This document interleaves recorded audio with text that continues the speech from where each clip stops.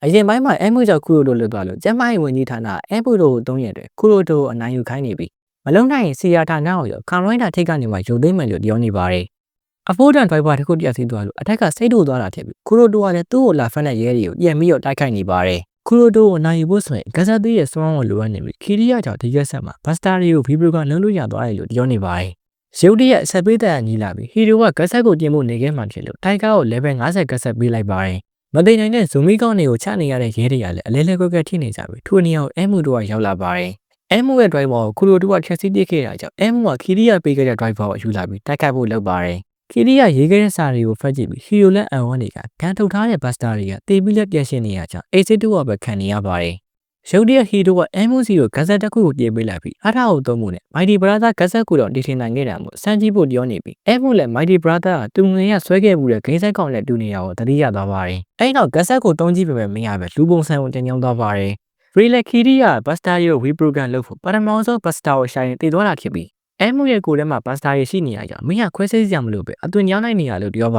တယ်ဂဇက်ကိုအသွင်ညောင်းဖို့နိုင်မယ်ဆိုရင်သူကဘိုင်းရန်ကိုကိုယ်ထဲကိုထည့်ပေးလိုက်မှဖြစ်ပြီးအဝင်ခွင့်ချထည့်တဲ့ခွဲစိတ်မှုလုံးမထားရင်ကျောင်းလို့ရမှာမဟုတ်ဘူးဆိုပေမဲ့အဲမှုကျောင်းလို့ရနေရတဲ့အကြောင်းအရာရှင်းစညဘတ်စတာရဲ့ရင်းနှီးထိတယ်လို့ဖြစ်ပြီးအားဒါကြောင့်လည်းဖရီကအဲမှုကိုဂဇက်သုံးနိုင်မယ်လို့ထင်နေပေမဲ့လက်ရှိချိန်ထိတော့သုံးမရသေးပါဘူးဖရီလည်းအဲမှုကိုကြည့်လိုက်တဲ့ခိုင်ရဲ့ညားတွေကိုရှင်းရနဲ့ခံပေးလိုက်ပြီးပြန်ပြီးတော့တိုက်ခိုက်နေပေမဲ့ level ကွာနေရကြောင့်တိုက်ခိုက်ခံရပြီးလူပိုဆိုင်ကိုကြံကြောင်းသွားပါတယ်ဟီရိုလည်းအဲမှုကိုခီရီယာအထားခဲ့တဲ့ကံကြောင့်မှအဲ့လိုဖြစ်လာဖို့မဟုတ်ဘူးလေလို့ပြောနေပြီးခီရီယာအကြောင်းကိုတတိယသွားတဲ့အဲမှုကညလုံးနှိမ့်နေလာပြီးသူခဏကိုရီးယားနဲ့ထွက်လာတဲ့ဘတ်စတာတွေကဂဇက်ထဲကိုဝင်သွားကဂဇက်တစ်ခုကပေါ်လာပါတယ်အဲမှုလည်း maximum 98ဂဇက်ကိုနှိပ်လိုက်ပြီးအပေါ်ကနေပေါ်လာတဲ့အေစီကောင်းနဲ့ဝင်ပြီးတသားနဲ့ထိအောင်ပေါင်းဆက်လိုက်ပါတယ်အခုဆိုရင်အေစီရဲ့ level ကမတ်ထစ်သွားပြီးတရားမရှိလို့သူ့ရဲ့ level က69ဖြစ်ပါတယ်ဂန်လည်းအေစစ်ကိုတိုက်ခိုက်ဖို့ဘတ်စတာကောင်တွေကိုထုတ်ပြီးအကောင်ကြီးပို့ဆံအောင်ကြံပေးလိုက်ပေမဲ့ဘတ်စတာကောင်ကြီးကိုအေစစ်ကအေစစ်လေးတိုက်ခိုက်နိုင်နေပါတယ်အေစစ်ကဂဇက်ကိုဓာတ်ရဲကိုထည့်ပြီးဂန်ကိုအဆုံးသတ်တိုက်ခိုက်ဖို့တုံးလိုက်ကဒုက္ခလိုက်ရတဲ့ဂန်အသက်တွေပြန်ပေါ်လာပါတယ်အေစစ်ကဂန်ရဲ့မသိနိုင်တော့ reprogram လုံးလိုက်တာထည့်ပြီးတိုက်ခိုက်လို့ရပြီဖြစ်တာကြောင့်တိုင်ကအဆုံးသတ်တိုက်ခွက်နဲ့ဂန်ကိုပြစ်လိုက်ပါတယ်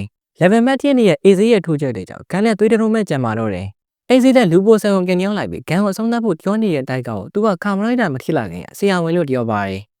လူပိုဆန်ကိုကြံညောင်းသွားတဲ့ခူရိုတိုအတိတရားဝင်မှုပြောနေပေမဲ့ဟိုကတော့ခုချိန်နဲ့ယူနေတုံးဖြစ်ပြီးဘက်ပိုက်စာကိုတုံးပြီးထွက်ပြေးသွားပါတယ်ခူရိုတိုမတက်လို့အပြစ်တင်နေတဲ့တိုက်ကောက်ဟီရိုကလည်းဆရာဝန်တွေကလူတက်ကိုယူရဲသူတွေမဟုတ်ဘူးလို့ဝင်ညောပေးနေပါတယ်တိုက်ကလည်းလူတော်ထောင်ရဲ့အသက်နဲ့ခူရိုတိုရဲ့အသက်ဆိုရင်ဘာလို့ရွေးမှလဲလို့မင်းနေပြီးအဲမှုကတော့သူတို့မှာအဲ့လိုစုံညက်ပိုင်ခွင့်မရှိဘူးလို့ပြောပါတယ်ခူရိုတိုကလည်းကာမရိုက်တာခရိုနီကယ်ဂိမ်းကိုပြီးအောင်လုပ်ဖို့အယူတမိုင်းဖြစ်နေပြီးကျန်နေသေးတဲ့ဘတ်စတာနှစ်ကောင်ရဲ့ဒေတာကိုရဖို့သူရှိမှရှိတဲ့လူအုပ်ကြီးကိုယောဂကူးဆက်စေလိုက်ပါတယ်တယောက်တည်းဖြစ်နေတဲ့အဲမှုကိုပါရာတူကဂန်ဝန်တက်လိုက်ဖို့နဲ့သူ့မှာလူစရောလူခနာကူကမရှိတော့အကြောင်းသူ့ကိုတက်လိုက်ရင်တော့ဘာမှမဖြစ်ဘူးလို့ပြောနေပြီးလေစာတော့လက်စားချိန်ပြီးဖို့တေးထိုးနေပါတယ်ဘတ်စတာပေါ်လာတာကိုစောင့်နေတဲ့ခူရိုတိုစီကိုတိုက်ကရောက်လာအကြောင်းခူရိုတိုလည်းတိုက်ခိုက်ဖို့အသွင်ညောင်းလိုက်ပါတယ်တိုက်ကလည်း level 50ပုံစံကိုညောင်းပြီးဘတ်စတာကောင်လေးတွေကိုရှင်းပြီးဂန်ကိုတိုက်ခိုက်နေပါတယ်အဲဒါကြောင့်ဟီရိုလည်းတိုက်ကားကိုဝင်တားနေရပြီးဂန်ရဲ့ကန်ဆက်ကိုယူလိုက်ရင်ရပြီလို့ပြောနေပါတယ်အဲ့လိုပြောနေချိန်ဂန်ကတော့ဘီဂတ်ဆက်ရဲ့အဆုံးသတ်တိုက်ခွင့်နဲ့တိုက်ခိုက်လိုက်တာကြောင့်ဟီရိုကလွန်းထွက်သွားပါတယ်ထပ်ပြီးဂျက်ကုန်းလက်ကတ်ဆက်ရဲ့အဆုံးသတ်တိုက်ခွင့်နဲ့တိုက်ခိုက်နေလို့တိုက်ကလည်းအဆုံးသတ်ခွင့်နဲ့ပြန်ပြစ်နေနှစ်အောင်စလုံးကလွန်းသွားပါတယ်ဂိမ်းပြီးဖို့ပဲရွေးသွင်းနေတဲ့ဂန်စီကိုအဲမှုကရောက်လာပြီးဂန်ရဲ့ကတ်ချင်မောင်ကိုပြောင်းလဲပြီးဖို့ level 69ရှိရဲ့အေစစ်ပုံစံကိုညောင်းလိုက်ပါတ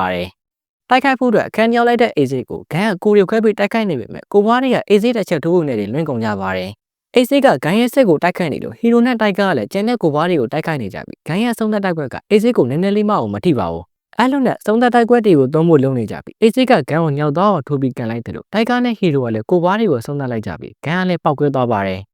ယ်လူပုံညံ့ညွန်းသွားတဲ့ဂန်အသွင်ညောင်းဖို့ထပ်လုပ်ပေမဲ့ကြောင်းမရဖြစ်နေပါတယ်အဲ့မှုလေသူကခူရိုတိုရဲ့ခန္ဓာကိုယ်ထဲမှာရှိနေတဲ့ဘိုင်းရက်ကိုကူးလိုက်တာကြောင့်အဝင်ခွေချမထီတော့တဲ့ခူရိုတိုကနောက်ထပ်အသွင်ညောင်းလို့မရတော့တာလို့ပြောပါတယ်ခူရိုတိုရဲ့ကိုယ်ထဲမှာကျူစင်တဲ့စိတ်တွေရှိနေသေးတယ်ဆိုတော့အဲမှုကသိနေပြီအဲ့ဒါကိုအဲမှုကကြံ့ကြံ့ရအောင်လုပ်ပေးချင်နေပါတယ်ရုတ်တရက်ပါရာဒီဘက်ရောက်လာပြီးဂန်ကိုတိုက်ခိုက်ပြီးဘတ်ဖိုက်စာကိုယူလိုက်ကဇူမီဂတ်ဆက်ကိုထိုက်လိုက်ပြီးရှုံးမြသူတွေကအဆုံးသက်ကောင်းမှမဟုတ်ဘူးလို့ပြောရင်ဂန်ကိုဘိုင်းရက်တွေနဲ့ထျန်းလိုက်ပါတ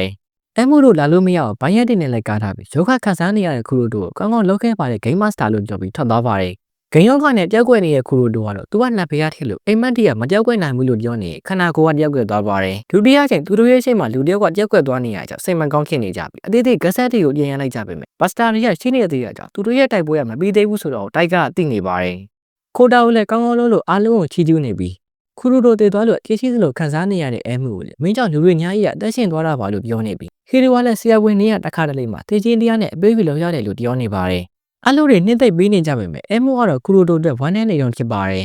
ဒါကတော့ Carolina AC အပိုင်း23ဖြစ်ပြီးနောက်တစ်ပိုင်းကိုနောက်နေ့မှဆက်တက်ပြီးမှဖြစ်တဲ့အကြောင်း like subscribe comment လေးနဲ့အားပေးကြပါဦး